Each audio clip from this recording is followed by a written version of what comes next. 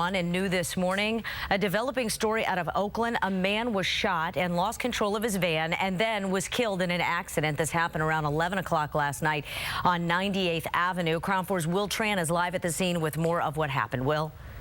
Well, Daria, 6 hours later, authorities are still on the scene. So is PG&E. As you can see, they're working to restore power at its height. 120 people lost power after the driver lost control of his van, slammed into that power pole. Now, at 4:30, we thought it was the replacement pole, according to the police officer who forced us to stand a way back. But now that we're closer, you can see the end of it and how it snapped. This is how the PG&E crews found this power pole when they arrived. As far as the victim, they believe there's a good chance that he died because he was shot, not because he slammed into the power pole. And they also believe that the shooting took place a short distance from this location, probably within a few blocks.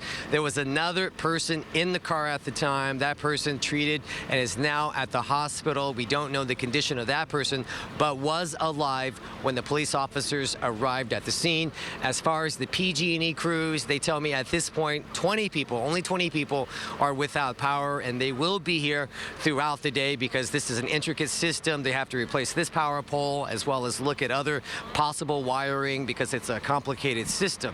As far as this scene here, this location, we want to talk to a gentleman who saw the aftermath of all this. He doesn't want to show his face on camera, but he joins me now to tell us, what did you see, what did you hear when all of this went down, sir?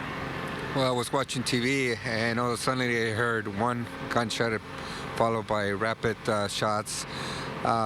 Next second, it was a loud boom, like an explosion, and all of a sudden all the lights went out. Now, you sent me a picture, so we want to show the public the picture that you sent us. Describe us. As soon as you stepped out, you saw the car there, you looked at the driver. Was he alive at the time? Was he moving? That moment, as I was with the phone with 911, I described the scene as the driver not blinking. Basically, he was not moving. Did you hear any commotion, any car speed off from the scene or anything like that? No, I did not. What about the other people around you? Were they hysterical? Were they trying to resuscitate the driver, trying to make sure that he was alive? Everybody, there was not that many people when I actually came out to the street. Most of the persons were about 25, maybe 30 feet away from the vehicle. And the driver seemed to be deceased at the time that I got to the scene, which was just a minute or two after they.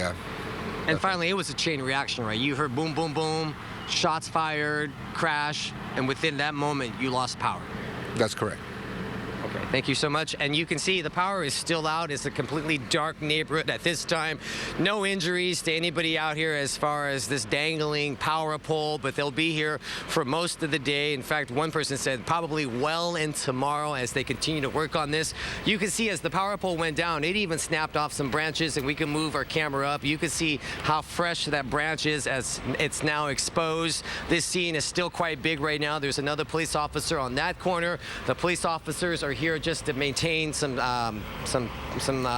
control of the scene as far as not letting people go through. But as you can see, it looks like they'll be here for quite some time as far as the police officers. Back to you, Daria. All right, then we'll check in with you later. Thanks a lot, Will.